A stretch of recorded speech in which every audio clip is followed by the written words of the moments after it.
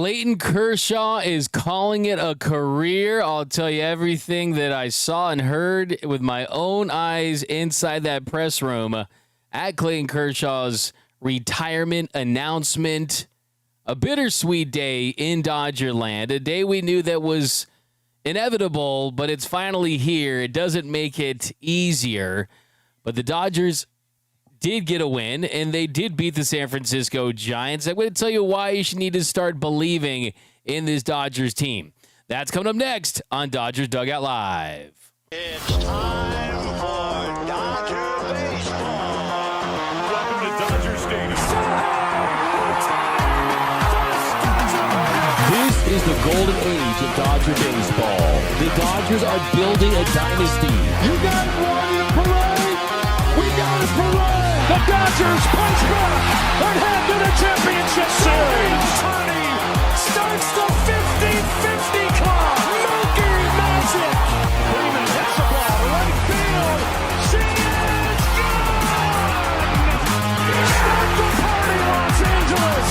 Your Dodgers have won the World Series. Think blue, bleed blue, and I'm out. What is up, Dodgers Nation, and welcome to Dodgers Dugout Live. We'll also do some post-game show action here.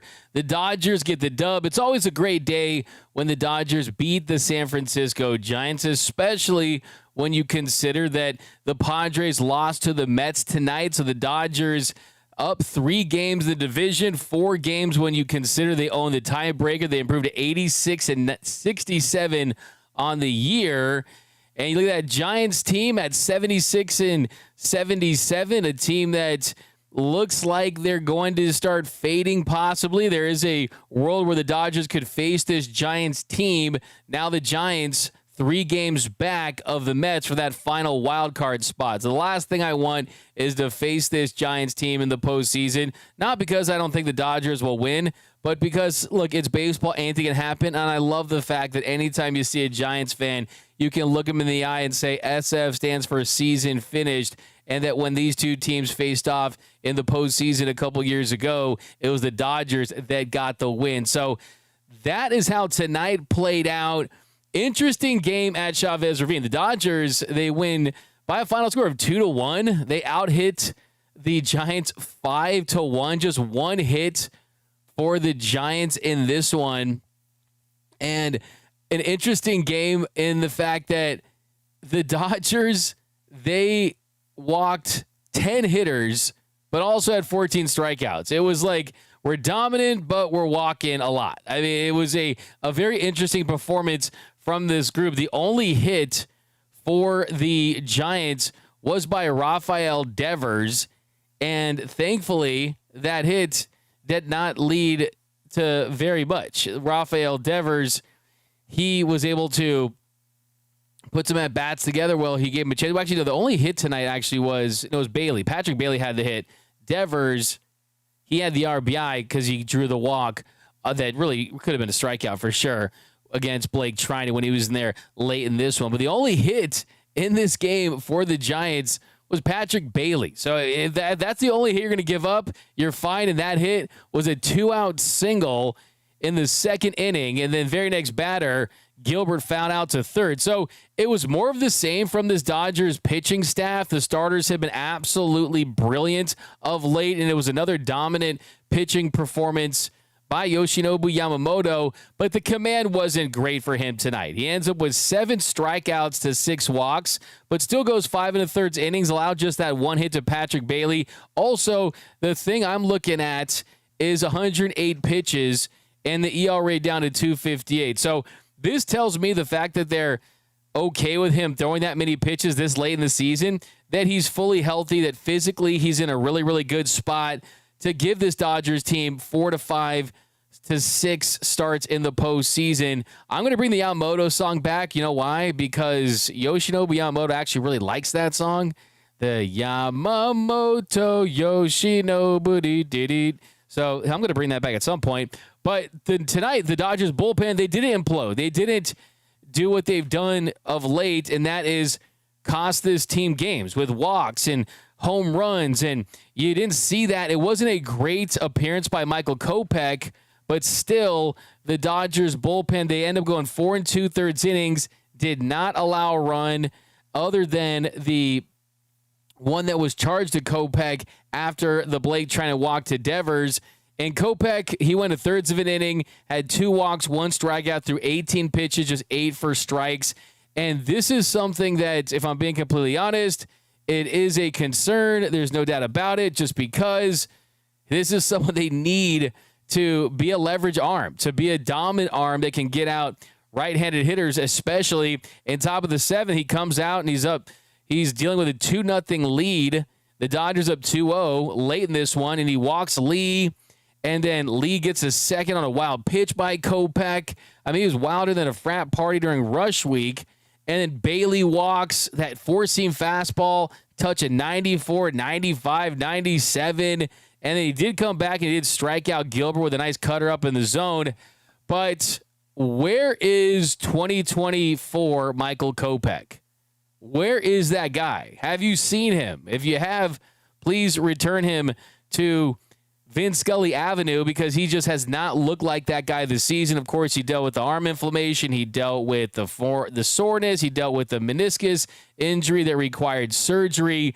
But you look at the stuff, and what makes Michael Kopech a special reliever is the velocity. And tonight, he topped out at 99.2 miles per hour, but he averaged just 96.6 miles per hour, and the velo was down 0.9 miles per hour. Is also down on that cutter. So I am curious to see if I'm probably going to go tomorrow. So if I do, I'll ask Dave Roberts about Michael Kopech, because I have not talked to you guys a little bit on the one-on-one shows, and we'll talk about it more tomorrow. But I did ask Dave Roberts about Kyle Hurt, and it does seem like Kyle Hurt is a real option. So tomorrow is going to be a special day for Dodgers Dugout Live, because I have an exclusive interview with Miguel Rojas. Give some really good insight about the mindset and the psyche of this club heading into the postseason. Revealed some very interesting things about his future. He reacts to Clayton Kershaw. Miguel Rojas, I think, is one of the best interviews in baseball, so be on the lookout for that. We're also going to dedicate the entire episode to Clayton Edward Kershaw, who makes his final regular season start tomorrow, fittingly against the San Francisco Giants. I'll give you my thoughts on Clayton Kershaw and everything related to that in a little bit. I'll save some stuff for tomorrow, and I'll read your takes as well. But welcome to the Dodgers Dugout Live. We're going to get some sound in here. We're going to hear from Yoshinobu Yamamoto. We're going to hear from Freddie Freeman. And tonight, there's a lightness to this Dodgers team, being around them today. What really struck me, the number one thing that really stood out to me from the press conference, was I'm in there, I'm like all the way in the back, and Clayton Kershaw comes out, and he's emotional, and when he's talking about his teammates, when he's talking about his wife and his kids, and just what this game means to him. And I'm looking around the room, and at first, there was the first 2 rows of the press room. I usually sit right in the front. Like when I go to these press conferences, I get my questions in because I'm the first guy in the first row right in front with my hand raised, right? I mean, that's how I was in school. That's how I am here, right? I used to like to sit in the front of class because I used to like to talk to the teacher. Like the teacher would tell me to shut up. Like, hey, like, Doug, I can't talk to you about this and this and that. I don't know. For some reason, I used to talk to the teacher a lot. I got talked successfully on my report card, things like that. But I was way in the back because the first couple of rows, they were reserved for his teammates. And there's a lot of reporters there, tons of media. And then, sure enough, a couple players walk in. Jack Dreyer and Justin Robleski and Evan Phillips was there. And then you start to see the pitching coaches and Mark Pryor and Connor McGinnis, and that group is there. Then all of a sudden you see Stan Kasten and Andrew Friedman and Brandon Gomes, all the powers that be from the Dodgers brass. And then essentially I'm almost certain that every single one of his teammates was there. I mean, every single one. Miguel Rojas, Max Muncy, Kike Hernandez, they were in the first couple of rows. His wife and his children, Ellen and the gang, they were sitting in the front row. It was a really cool moment when Freddie Freeman saw Ellen in the back, and they were just kind of waiting back there. And Freddie tells Clayton Kershaw's wife, Ellen, hey, come sit in the front. He basically was saying, hey, I want someone else to cry because I'm always crying in these situations. So Freddie was essentially saying, hey, if Ellen's in the front and she's crying, that'll take the attention off of me, right? Because Freddie's a very emotional dude. But then I'm wondering, hey, where's Mookie?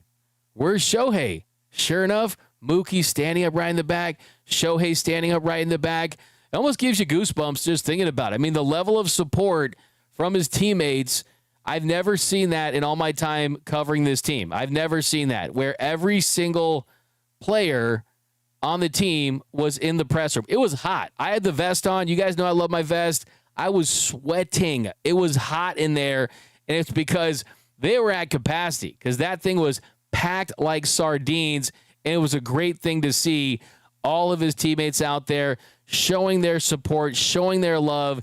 And I think, too, that there is some juice to this. I think that this is sparking something. I don't want to tip off too much of what Miguel Rojas told me today in an interview I'm going to drop tomorrow during Dodgers Dugout Live, but make no mistake about it. This team wants to win for Clayton Kershaw. Forever 22, and they want to win back-to-back titles. They want to win 2 for 22, and they want to send him off with a championship the right way. So this team has a lot to be motivated about, from being the first team to potentially win back-to-back championships in 25 years, the team that could send out Clayton Kershaw with a championship, the team that everyone thinks is a disappointment. Let's be honest. Let's be honest about that. Everyone thinks that this Dodger team is a disappointment. Might as well call them the Steve Nash, Dwight Howard Lakers, right? That group with Kobe and the gang. No, this team, they don't care that they're going to win 90 games. They know they have the talent to beat anyone. And I think this gives them just a little extra juice. Now, this team doesn't lack motivation. They don't lack hunger.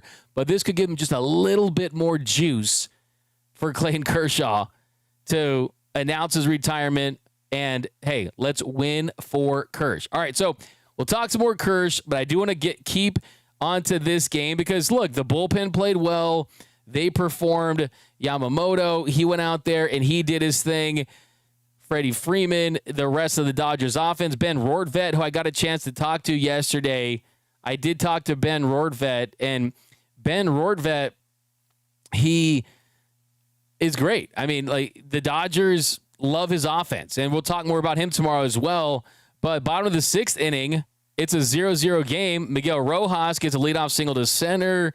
Then Rortvedt, he bunts into a fielder's choice to third. They do get Rojas out at second. Then Ohtani, he comes up. He cranks a double to right. Rortvedt gets to third on the play. Dodgers set up with runners on second and third. And then Mookie, great team at bat. Lots of great team at bats for Mookie of late. He grounds into a fielder's choice. Rortvedt scores on the error by Patrick Bailey. Error in that situation.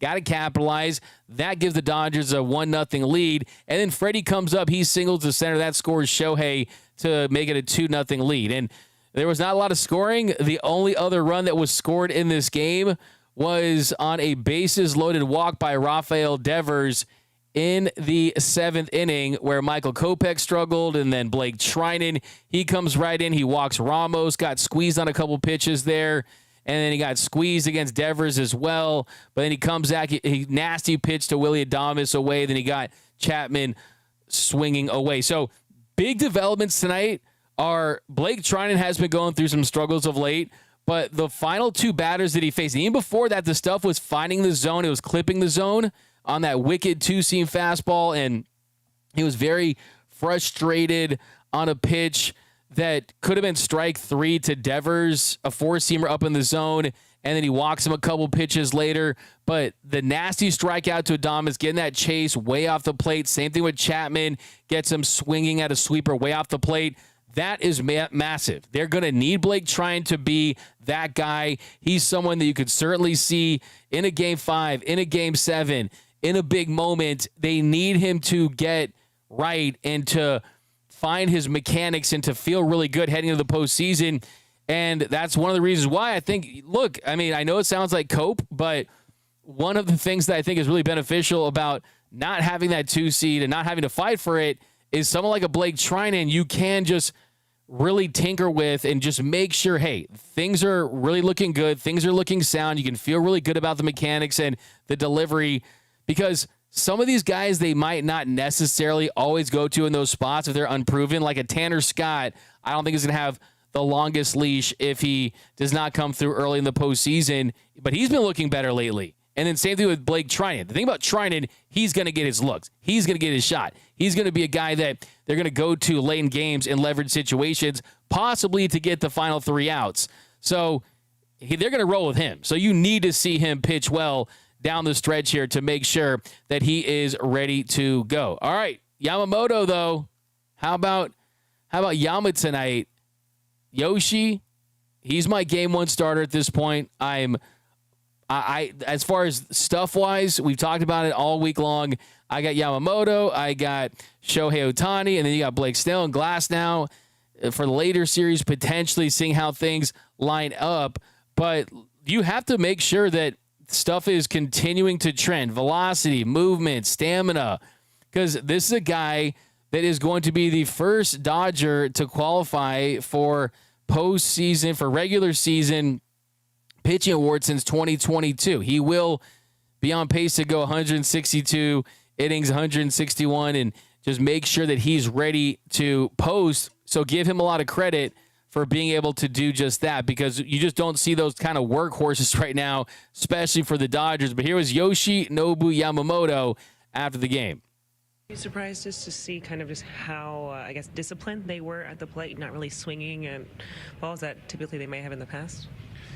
今日サンフランシスコの方がちょっとバッターたちがちょっと粘り強かったというか我慢してたようなところの印象ってありますか？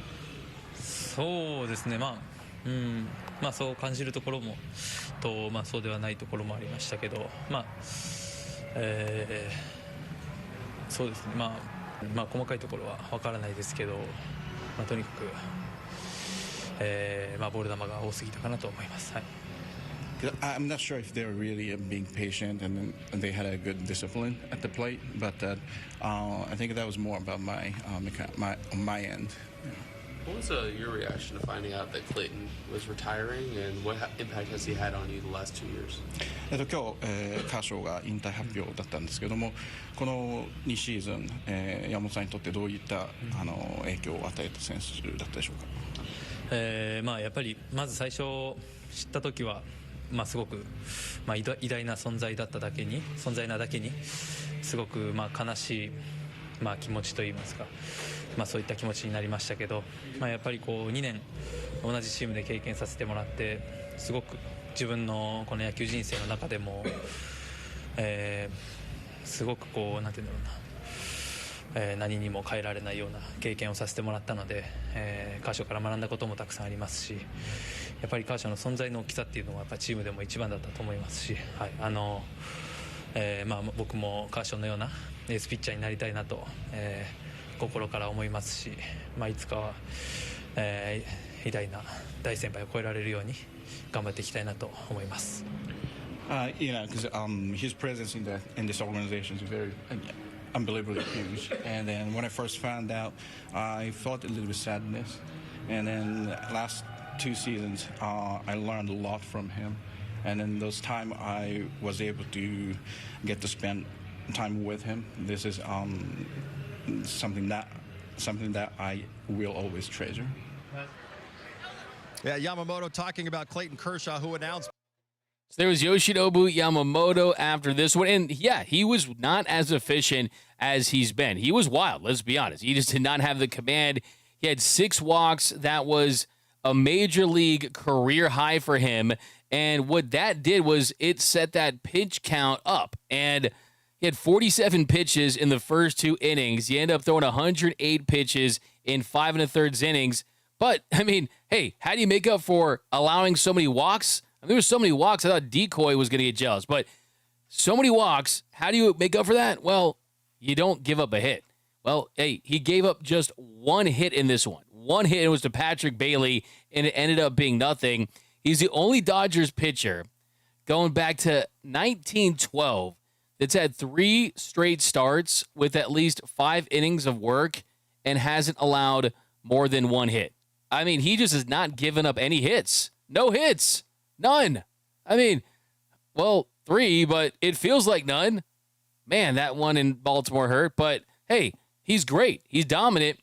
And I think when you look at what he's been able to do for this team this year, tonight, I mean, so many scoreless starts. And give credit to Jack Dreyer. Jack Dreyer, he comes in and he is tasked with trying to get the final 2 outs with a runner on second base in a scoreless game, in a tie game in the 6th inning. And Jack Dreyer, he gets the job done in a big spot. So he's someone that I think you have to secretly kind of still evaluate, because even though you look at the numbers for Jack Dreyer, you probably say to yourself, yeah, hey, Jack Dreyer, a guy that has been durable, has been consistent, that on the season owns a 2.84 ERA and a 2.82 FIP. You just assume, hey, those guys are locks to make the postseason roster. And I do think it's a really good chance. But if he does not perform, I think the Dodgers would consider who are the best throwing arms right now, who are the best dudes at the moment with the best stuff, the stuff that's playing right now. So I think Jack Dreyer understands that competition. And to his credit, he made the most of it tonight. He went out there, big spot, and he got Eldridge to line to right, and he struck out Schmidt swinging with a 4-seamer right on the edge. Great pitch in a great spot. So after that, that locked up another scoreless start for Yamamoto. That is his 9th scoreless outing in 29 starts this season. The Dodgers, they were held scoreless. Wow, Yamamoto was in the game for the 11th time of the year. So give this man some run support. And with Clayton Kershaw retiring, we know that is a time-honored tradition to make sure you don't give run support to the ace. So, hey, don't ask who the ace is. Just look at the run support, and that'll tell you who the ace is, and that is Yoshinobu Yamamoto. So, big game for Yama. Not his best, but still got the job done. And it was cool to hear him talk about Clayton Kershaw. There was a quote that was a lot better that he had early in the season. I think it was to the Japanese media. By the way, I'm like all in on the Japanese media with all these guys, because with the Japanese media, I mean, they come up to me after their scrums and they tell me things about what Ohtani, what Yamamoto said, and the Japanese media, that whole story about the outfield thing. One thing that how that kind of went down is this Japanese media member came into the Dodgers clubhouse and was talking about it to us, and then he asked Dave Roberts about it. And I actually went up to that guy and we translated it, what Ohtani said, and that's the thing that kind of spread like wildfire about Ohtani and him going out there. But, I mean, to hear Yamamoto say that he'll always treasure his time with Clayton Kershaw, that's pretty awesome. But there was a time early on in the season when he had a really great quote, Yamamoto, where he said that just being around Clayton Kershaw, just being in his presence makes you better. So I thought that was really cool. And then let's hear from Alex Vesia. I mean, I think the number one question from all of us right now is, can we build trust in this bullpen? We know that of late they've been as reliable as the ice cream machine at your local McDonald's. We understand that. But this is the same bullpen that has guys that have performed well in the past, guys that I think see the postseason right around the corner, just weeks away, and they want to make sure that their spot is solid. And Alex Vesia came in tonight, and I think he did a really, really nice job. And he's another guy that is going to get the big opportunities against lefties. He comes in this one, he strikes out Koss swinging, boom, 4-seamer in the zone. The velocity is where it's been most of the year, around 93. Got Encarnacion swinging with the 4-seamer, 94, so the velocity trending up. And they got Ramos to line to left. So it was a really nice night for Alex Vesia. So positive night, I think, for Blake Treinen. The last 2 batters he faced, he looked nastier than a gas station bathroom. And then with Vesia, he looked crispy. He was crispy. He was celery, right? Like my man, the D-Train, likes to say. He was crispy out there. And here was Alex Vesia after the game. Alex, first, congratulations on this save. That was your 5th save of the season. That is actually matching a career high. Just to be trusted in these moments so close to October, what does that mean to you? I mean, I don't know what you just said at all. It's loud here. That was awesome. Yamamoto was great tonight. bullpen. Blake was great navigating the inning. Yeah, we just one game at a time. Okay, so should we break down that 1, 2, 3 outing of yours then? Let's start with Encarnacion, though. Yeah. What were you seeing there? Well, so Gerard and I, we came up in the Marlins organization, so I'm pretty familiar with them. Just attack, go right at them. For myself, feeling good, and yeah, we're taking it one game at a time. Dave has been talking a lot about the confidence amongst the bullpen. When you have an outing like this, when you're seeing guys having to battle, but coming up with the clean outings, what does that say for the group? Yeah, for myself, I'm just trying to take it one pitch, one out at a time. I'm hoping that energy can get the boys going, and because it's go time. These are my favorite interviews. Congratulations on this win and another save. Congratulations. Thank you. So shout out to Alex Vesia, and we will get to a secret weapon that the Dodgers could use, a guy that could join Alex Vesia. I think I got some good stuff from Dave Roberts yesterday at Dodger Stadium. I'm going to play a question I asked Dave Roberts yesterday, and I'll tell you some things I've been hearing about this guy. But first, I want to talk about our friends over at Born and Raised. So Born and Raised, so the best gear, streetwear. This is just straight up fire gear. And we have partnered up with Born and Raised. We've received word that Born and Raised is blessing the Dodgers community with a new merchandise collection dropping tomorrow at 12 p.m. Pacific. This is a new Let's Go Dodgers collection featuring a variety of hoodies, satin jackets, new era hats, and T-shirts. With the postseason less than 2 weeks away, this couldn't come at a better time. And whether you're looking to stay warm and fly with the hoodies and jackets or keep it classy with these shirts and hats, this new Born and Raised collection will have something for you. We got a sneak peek at what that merch looks like thanks to Adrian Gonzalez, our friend, and Kuko rocking some of the pieces, and everything looks incredible. Specifically, when it comes to the hats, you have wool, new era retro Crown 950 strapbacks, new Air 950 A-frame strapbacks and snapbacks and kid sizes, and of course, the classic new era 950 fitted hat in multiple colors. Just straight gas. Look at the jackets. Look at the hoodies. This stuff's not going to last. This is serious. You can wear the postseason. I like that A-frame. I like the one with the World Series title trophy on the left. Born and Raised bless the Dodgers Nation team with some of these new products, too. So we rocking them on tomorrow's show just before the collection goes live to give all of you a closer look. So set your alarms for 12 p.m. Pacific tomorrow. You don't want to miss out on any of these pieces. And also, Born and Raised will be hiding hats across the city for fans to find, and they'll be dropping hints in their Instagram channel. So check that out. How cool is that? Hey, for me, you guys know me. I am someone who likes free stuff. My motto, if it's free, it's for me. If it's free, give me 3. And, hey, I definitely think that the best way to go is go out there and just buy them. Just buy them straight up. But, hey, it'd be cool to go around town and find some. That'd be pretty neat. But Freddie Freeman, another guy who contributed tonight. Freddie Freeman looks like he's locked in and ready to go for the postseason. He singled to center in the 6th that stretched the Dodgers lead to 2-0.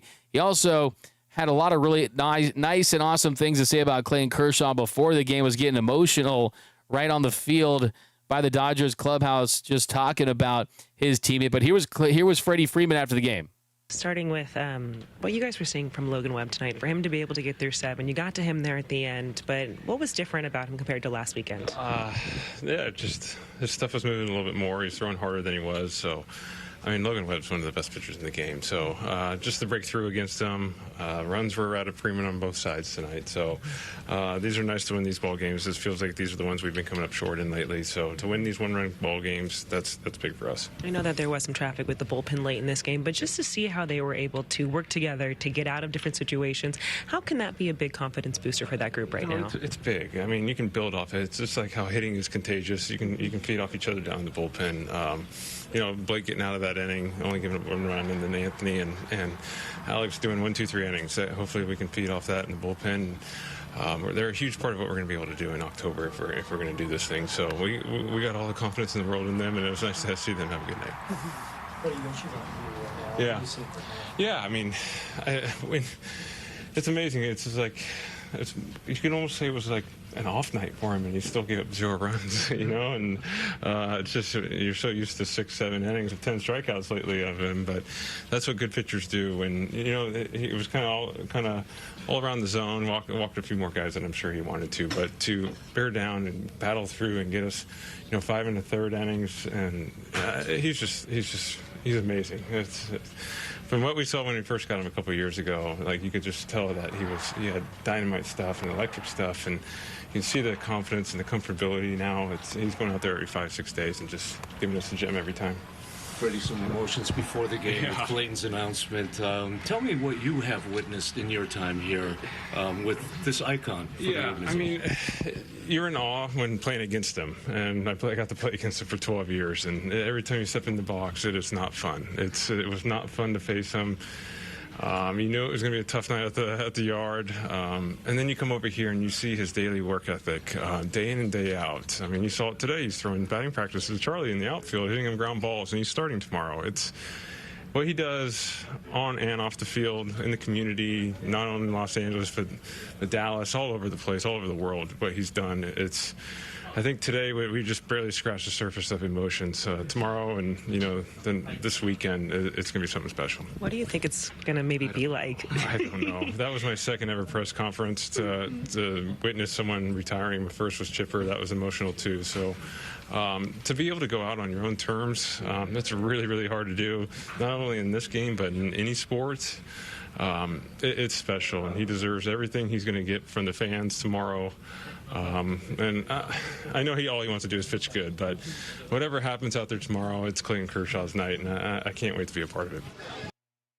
So there was Freddie Freeman, always has the right things to say, but he says, hey, you got to have some confidence in this bullpen. I think that they are growing in that because of recent performance. And look, just like the offense has had ups and downs, just like the starting rotation, so they didn't have guys, and they had some downs at certain points, not going deep in the game because of personnel.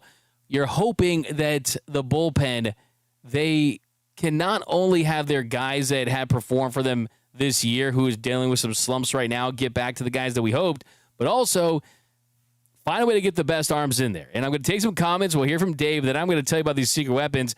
Keith Potter, D-Mac, born and raised, should do a Dodgers Nation giveaway. Bruce Davis, what is up?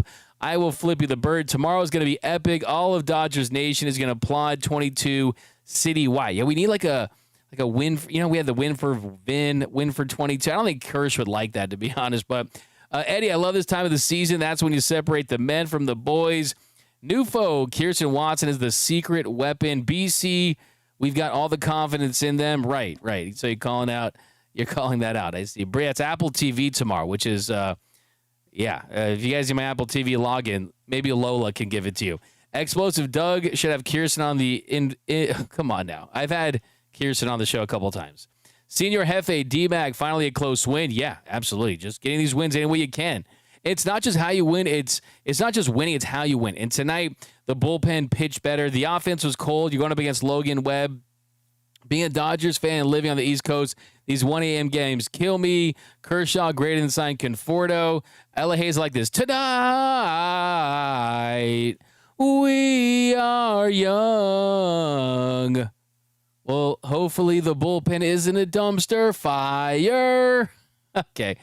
Of course, that's his Clayton Kershaw's warm-up song that was sung by a band called Fun, and winning is fun. D-Mac's wife won't let him bring Kirsten. I've had Kirsten on the show multiple times. I talk to Kirsten all the time. She's awesome. Justin, hey, Doug, I'll be very sad next year when Hollywood Lifestyle announces his retirement. Always going at Anthony Rendon. D-Mac, what happened to your beard? Did it announce its retirement too soon? Bruh, that's fire. I'm going to do my playoff beard, by the way. D-Mac, you got to do 22 shoeies in honor of King Kersh. I got to do something for Kersh. I'm not going to lie. Can't be honest with you. Today's a tough day for me, man. Today was a tough day for me. Not only Clayton Kershaw announcing his retirement, my uncle Pete at 97 is going to pass away any day now. He's someone who's near and dear to my heart, big sports fan, loves baseball. And so it's been a tough day for sure. We've got shout out to my boy Clint. Always got love for him. Joseph H. D-Mac, do you know Shohei's home run yesterday? He looked back at Luzardo like he was disappointed with his weak pitch attempt. I did notice that, actually. Yeah, I got some breakdowns coming up. But we'll talk some more Clayton Kershaw. I'm going to save a lot of that for tomorrow's show.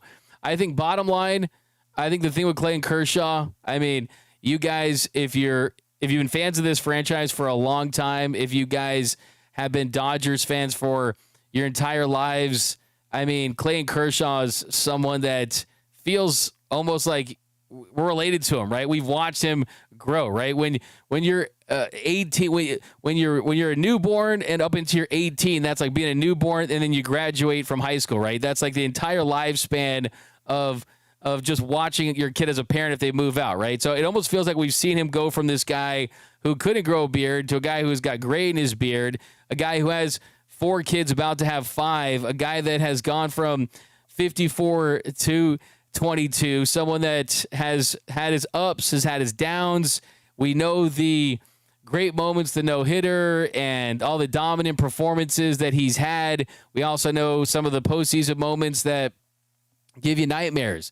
But I think that's kind of part of the reason why today feels emotional for a lot of people, that it feels sad for people just because it makes you feel like he's real, right? There's a real quality to him because you've seen those bumps and bruises along the way, right? When the Dodgers got Shohei Ohtani, he was already he had no flaws in his game, right? Clayton Kershaw, we got to see him have to find a slider, right? It was a 2-pitch pitcher, and Joe Torre, I got a chance to talk to Joe Torre in Atlanta about Clayton Kershaw. One thing he told me was Clayton Kershaw was stubborn when he managed him, right? And I think that is a way to describe him, because it took him a while to find that third pitch, but when he got going, let's be honest, let's call it what it is. He's the pitcher of his generation. I asked Dave Roberts about this between Scherzer, between Verlander. He said, yes, it's the pitcher of his generation. He has a 2.54 career ERA. It's the lowest ERA for qualified pitchers in the modern era. Here's something insane. Clayton Kershaw could allow 146 earned runs. 146 earned runs before he gets another out, and he would still have an ERA less than 3. He was so good for so long, sustainable greatness, sustainable excellence, and I think for us, it's, hey, we know that there are the moments where you're raising the World Series trophy in 2020. We know that there are moments where you have your hand raised after the no-hitter. We also know there are those moments where you're in the dugout and your head's down, and I think part of the reason why you love Clayton Kershaw so much is because if you're a true blue Dodgers fan, you know the pain that he was feeling in those moments was because of how badly he wanted to succeed in those moments, because of how much he loves this franchise, because of how much he loves this fan base, and how much it means to him. Dodger blue means something to him. And I'm going to play some clips of some questions I asked him earlier in the year. And finishing his whole career with the Dodgers is something that's extremely meaningful. And being with this franchise for 18 years, that is more than any other pitcher in the history of this franchise. So, yeah, he's had some bad moments, but the truth of the matter is he's also pitched some gems. I was at Game 1 of the 2017 World Series even before I covered this team professionally. And for me, that is kind of how you see Clayton Kershaw, because look, it's a complicated legacy, because if you say that Jock Peterson was going to win World Series MVP, I've talked to some of the most prominent sports writers that are national that have covered this game, that cover that series, and they told me Clayton Kershaw would have won the World Series MVP. Jock Peterson had home runs late.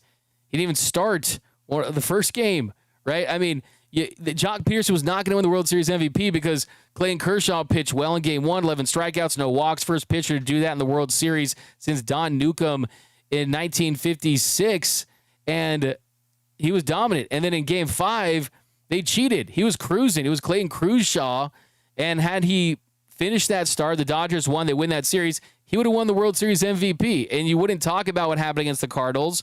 You wouldn't talk about it as much because that legacy would have been firmly cemented. By the way, go to gearup.la to get our CK3K shirt designed by yours truly to celebrate the career of Clayton Edward Kershaw. So the point is, yes, there were some down moments, but I do think that that's what brought us closer to Clayton Kershaw, because it did almost feel like, hey, you're one of us. Like, we know you have good days and bad days, and the truth is there was more highs than lows.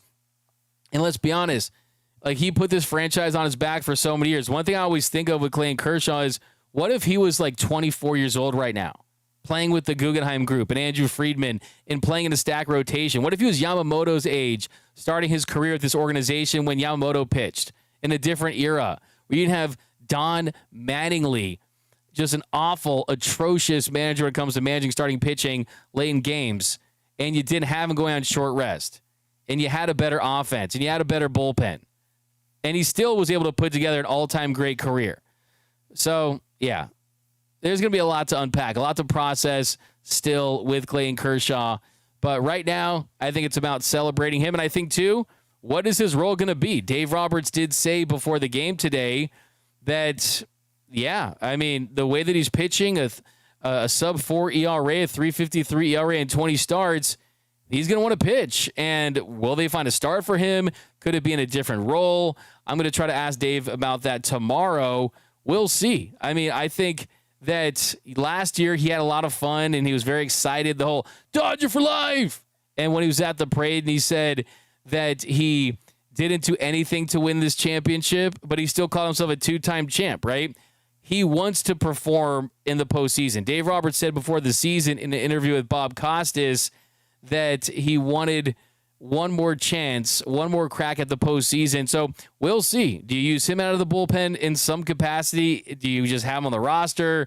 Does he get a start in a long series? Those are interesting questions just because you have a lot of depth in your starting rotation with Yamamoto and Ohtani and Snell and Glass now, right? You can't really make the case that Kerr should be starting over any of those guys, right? And Emmet Sheehan could be used as a bullpen piece as well. But I just hope that somehow, some way, this team can get that title. I think that I would trade, like, if I would give up 3 titles for this title. I know it sounds crazy. I really would. Not like ones that we've already won, but ones like way down the line, like in like 2054, something like that, right? Like, because if you win a World Series this year, but you become the first team to go back-to-back since 2025. I mean, it's in 25 years, right? If you win a title this year, you become the first team to win a World Series title in back-to-back seasons since the 2000 Yankees. You become the first team in the National League to do it since the 70s Big Red Machine Cincinnati Reds. And then you send Clayton Kershaw off into the sunset with a World Series ring, the way that he should. So, man, it would be the most satisfying championship ever, especially too because you would have to win more games. You had to win 13. Jason Alamio, 999 Super Chat. Kersh was my friend, especially when I didn't have real friends of my own. I love Kersh. I'm shattered. I grew up with him since 08. Forever 22. Forever 22. Yeah, I think that's Forever 22. Wasn't the store called Forever 21? Is that a type? Forever 21. Sir, my girlfriend shopped their back. Is that? No. Oh, I get it. Forever 22. Of course, I'm messing around. MTV Gen X watcher. I was at Kershaw's MLB debut when my oldest son was only 1.5 years old. By the way, I wanted to give a shout out to a kid I met yesterday named Ethan, who's a big fan of the show. Took a picture with him before the game. Then this summer took all 3 of my sweet Raptors to see Kershaw since he throw his 3,000 pitch. My oldest now is in college. It's awesome. Great stuff. D-Mac. Kershaw's blown 7-run leads before. Steven Lopez, the offense, I mean, that happens, man. Baseball is baseball, for sure. No doubt about it. We've got Bob Bowie. If you can call him a choker, it just, I don't know how a Dodger fan could call themselves a Dodger fan if you call Clayton Kershaw a choker. Like, you can do it because, hey, I'm not going to teach you how to fan, but yeah, I mean, there's going to be a statue for this guy. He's going to be a first ballot Hall of Famer. Mike He Carrios, D-Mac, you should do a shirt of Kershaw holding all of the rest of his pitchers' teammates by the hand like he's their sensei and master, like the master rat. I think the name is Splinter with the Ninja Turtles. Okay, I'll run that one by the graphics department. We'll see if we can get something cooked up. Your check will be in the mail for that. But, all right, let's hear from Dave Roberts. Then I'm going to talk about the bullpen. Yeah, drop some shirt ideas, guys. I like the Forever 22. That's what I was thinking about. I'm feeling 22. Senior Hefe, D-Mac, do a 22-ounce beer chug. Interesting. You guys want to do that tomorrow? Should I do that tomorrow, guys? I'm pretty down. All right. Let's hear from Dave Roberts, get his thoughts on tonight, and then we're going to talk about the bullpen and what this could look like with some secret weapons. Names that we didn't think could come out of the bullpen earlier in the season could be an option. Awesome. All right, so let's hear from Dave Roberts after this one. He talked a lot about Kersh before the game. A lot of warm and fuzzy moments. A lot of reminiscing. But this show, we got to get down to the action.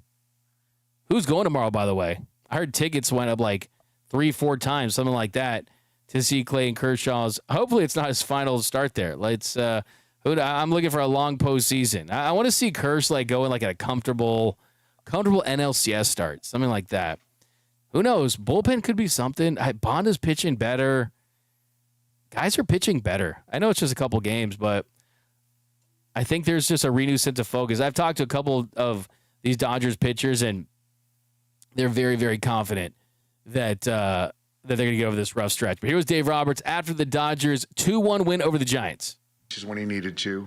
I think that, if you can poke any holes in Yoshi this year, sometimes he gets to be too fine, works behind, pitch count gets up, but he just has a great ability to compete and make pitches when he needed to, and that's what he did tonight. You talked a lot about the bullpen and the finding confidence. When they can work with each other to get themselves out of certain situations, and you have Bonda and Vesia doing 1, 2, 3 outings, can that start to build the confidence in a way for that group? I think so. If you look at what Alex has done essentially all year, obviously he's very confident. I think I thought Blake made some good pitches, and I think that he's trending, and we're going to need him. And you said Bonda, and I think Bonda is doing a heck of a job. Very efficient. This was 3 out of 4 tonight, so we pushed him a little bit because we needed to. But for him to go out there and do what he did was big. So I do think that, certain guys are starting to gain some more confidence in the pen.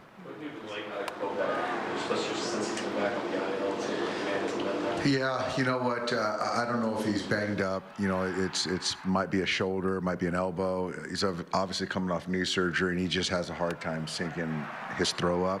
And so, it's been tough. And at that point in time in the game, you got to go with somebody that can, throw the ball to the plate and potentially, get guys out. So that's why I went to Blake right there. But yeah, he's kind of in it right now and trying to figure it out. Can you talk about finally creating a little bit more space between you guys and the Padres tonight? Yeah, I can't remember the last time, we won and they lost. It's been a while. So to get to, I don't even know what the lead is, but that was, it was good. Tonight was a good one to kind of get a little bit of separation. Is Kopech still on that bucket of guys you want to keep trying to give opportunities to figure things out, or at what point you kind of go into someone that it's tougher to trust and the command kind of stays this way?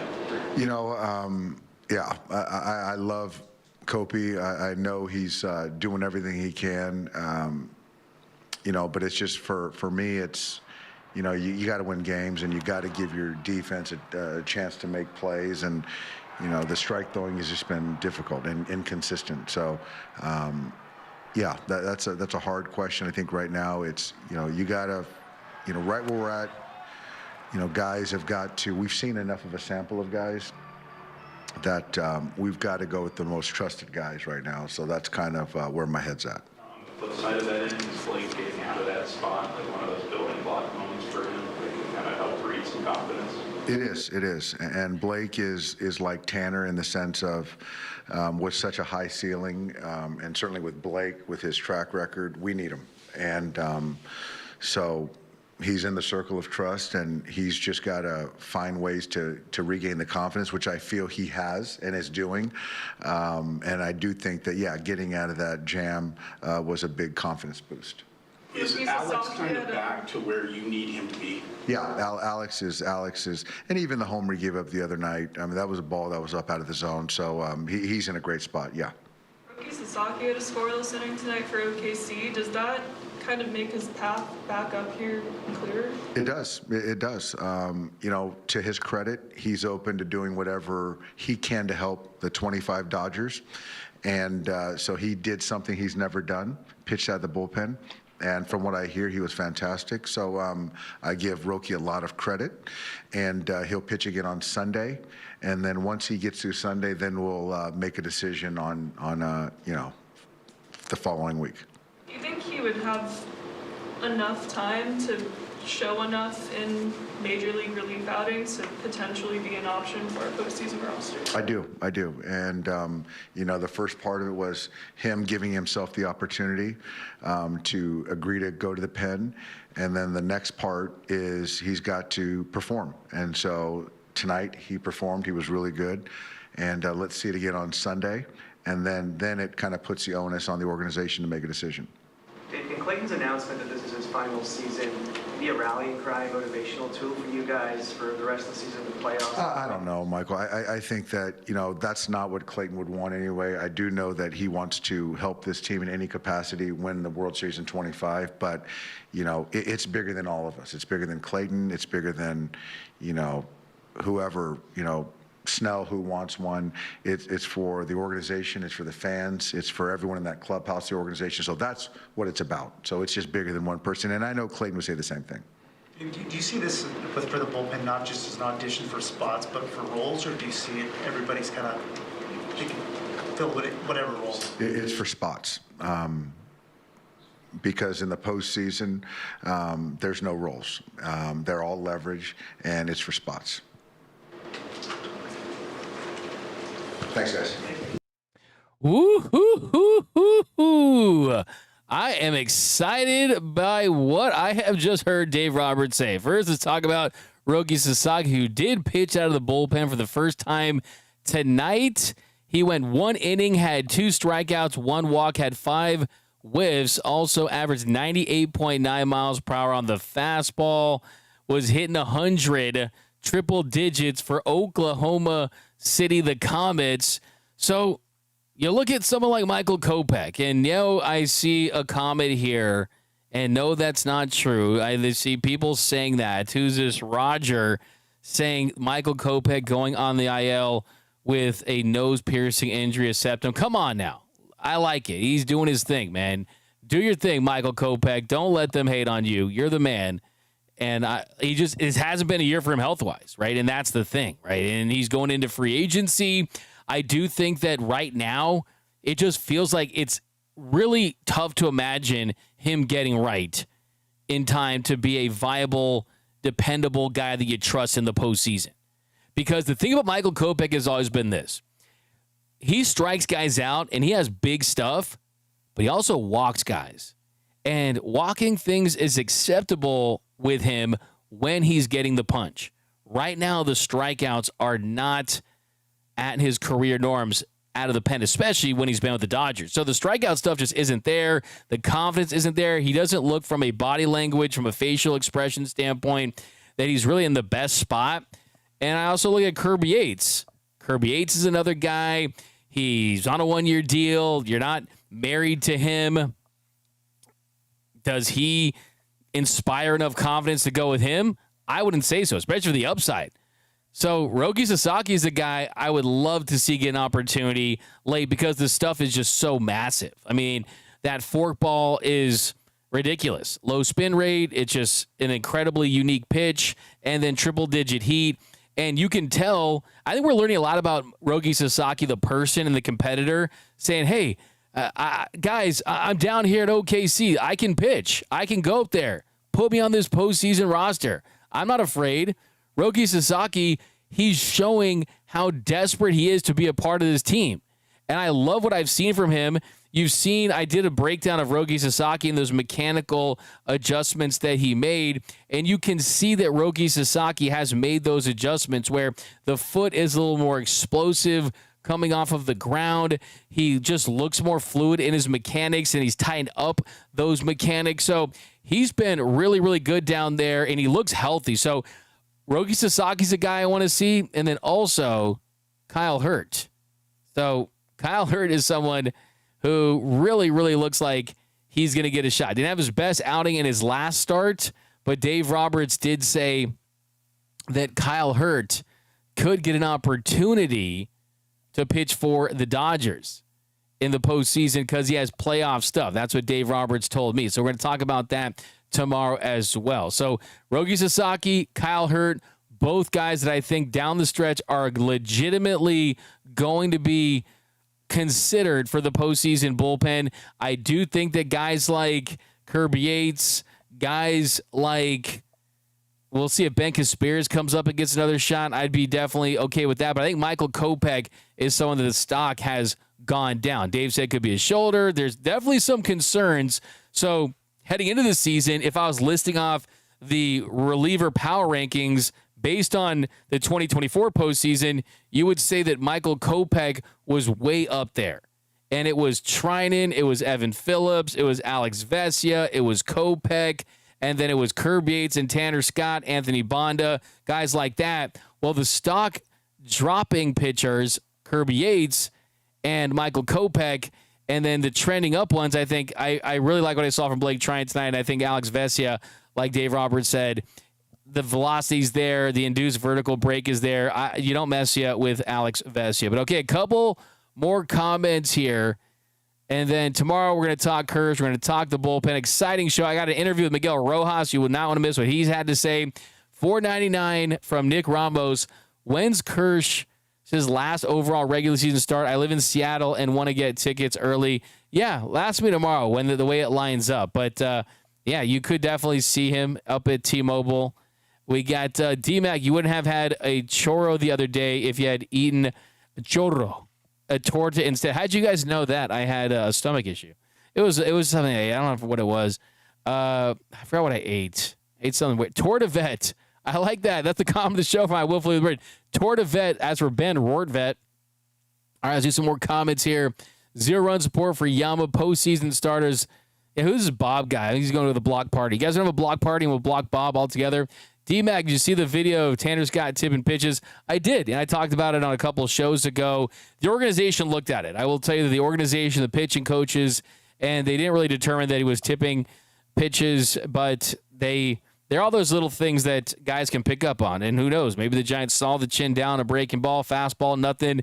You got to see the ones with the pitchers where the runner's on. But I think it's the execution that's more important. And that's what I've been told when I've talked to people within this organization over the last week is you still have to go out there and execute. And the execution has been better as far as the mechanics and not opening up and that front side with the shoulder and the legs. And you're seeing just a little more conviction behind his throws. So he's put together 3 solid appearances since his last blow-up. And, yeah, I'm rooting for Tanner Scott, too. I'm going to try to catch up with him tomorrow on the field. But, all right, guys, couple more here. What's up, Lolo? What's up, What's up, Roki? What's up, Nico Suave? What's up, Delirium? Not many days left to tame Kopech. By the way, you know, I actually did. You know, I told Emmet Sheehan. Yeah, I talked to Emmet Sheehan, and, yeah, I asked him, hey, are you like a member of the Dogs now officially? So, yeah, because he came out of the bullpen, he definitely feels like he's he's in that mix, which is really cool. We got to Bob. You can't redeem yourself, but But let's see. Yeah, Bob Bowie. I don't know. Who cares about? I mean, whatever. Lola, I'm not donating until Bob is blocked. Please, D-Mac. He's distracting. I'm trying to listen to you. I have 0 tolerance for disrespect. Hey, you know the song, whatever Lola wants, Lola gets. So Bob Bowie disrespecting Clayton Edward Kershaw in front of all these devout Christians on the day he announces his retirement. Hey, you know what? We're going to go to Kershaw's retirement party, and you can go to the Bob Bowie block party because you just got blocked. All right. There you go. All right. But all right, thanks again. Say bye to Kopech and Yates, Bobby Miller. Yeah, that one has kind of slipped a little bit. D-Mac ate too many hot dogs. You know, I haven't really been in the mood. You know, I had a Costco hot dog for the first time in like 15 years earlier this week. Don't ask why, but it was pretty good. I just got my Costco card the last couple of months. I'll tell you about it tomorrow. What's your best Kershaw story, D-Mac? I think I'll tell it to him. Well, yeah, my best Kershaw story, I would say, personally, my best Kershaw story is definitely something that happened this year. And yeah, I'll tell about it tomorrow. It was kind of small, but it was big at the same time for me. But I think just feeling generally better and more comfortable around Clayton Kershaw since I started doing this job. I do feel like, I mean, of course, there is a little glow that's around him when he's walking through that clubhouse, but from the first time I saw him there till now, I definitely feel a lot more comfortable, and I've got a chance. He's answered my questions all season long. He always gives you nice, thoughtful answers. He said what's up to me in San Diego when I was down there. I don't know if he knows my name, but I know he kind of like knows. You could kind of tell like he knows that I don't know that exists, or like I'm kind of familiar to him, which already makes me feel special. But I did get a chance to talk to him by his locker earlier this year, and there was this moment with Kersh, and I was hanging out with Dalton Rushing, and I was right by Dalton Rushing in his clubhouse, in his locker, and I was just, Dalton Rushing coming up. He was really not up there for that long of a time when I started talking to him, and he sees Kersh walk by, and Kersh walks by us, and he's 2 lockers down from Dalton Rushing in the Dodgers clubhouse. And I was saying to Rushing, I was like, man, you got a really nice bobblehead collection already. They give out so many bobbleheads that you already have like 10 bobbleheads. You've been here for like 8 days. Like, how many days of bobblehead night every night? And then Rushing sees Kersh walking by, and he goes, yeah, but you know what? My bobblehead collection won't be complete until I get this guy's bobblehead in there. And then Rushing leaves to take a shower or something, and it's just me and Kersh. I guess Rushing thought that I could just hang out with Kersh, or at least just be near him. And I had to say something because there was no one else around. And the first thing that popped into my mind was, hey, Clayton, did you see Walker Buehler get ejected? It was when Buehler got ejected when he was pitching for the Red Sox this year. And he was like, yeah, I saw it, and that's Buehler. And we were talking about the ABS system, and he was kind of saying, I would like to stay around for the ABS because of the umpires and this and that, because the umpires and they get their calls. And that's kind of the first time that it really cemented itself to me that he was retiring, because he was basically saying, I'm not going to be here for the ABS. The ABS is going to be next year, right? So I said to him, I was like, yeah, I got a theory that the umpires are bad, this and that, and I got a theory that the bad umpires, they're investing into the bad umpires are all secret investors of ABS. That's why they've been umpiring poorly for so many years. So that way they go to ABS and they all get paid. And he kind of just like reacted. I wouldn't call it a laugh at all, but he reacted, and he's like, you're funny and this and that, whatever. And then it was, And then Dustin May's scrum was on the other side. And I was like, yeah, I guess I got to go. And he was like, yeah, see you later. And he goes back on his phone. So he'll never remember that. I guarantee it. But I will remember it for the rest of my life. That's for sure. I was just like kind of right there. And just, I don't know. It was a big deal for me. It was something small, but pretty cool. All right, guys. So that's going to do it from this episode of Dodgers Dugout Live. My name is Doug McKain. You can follow me. D-Mac Kirsch watches your show regularly. That'd be pretty cool. You gotta love it. But that's gonna do it, guys. Have a great rest of your night, and see you guys tomorrow. And you guys can definitely tune in, because we've got Miguel Rojas. We'll talk some more Clayton Kershaw. We'll talk more of this bullpen. Lots to get into tomorrow. Clayton Kershaw's final start at Dodger Stadium. And, it is a rough day. Thanks, Lola. Appreciate it. And thanks to everyone. Delirium, Don Davis, Steven. Yeah, it's just a tough, interesting day, to say the least. But, all right, guys, see you tomorrow. My name is Doug McKain. You can follow me on X and Instagram at DMac_LA. Hit the subscribe button. Hit the notification bell. Hit the like button for your Los Angeles Dodgers. And remember that absolutely nothing brings together quite like Dodger baseball. Until next time, think blue, bleed blue, and I'm out. Start the party, Los Angeles! Your Dodgers have won the World Series!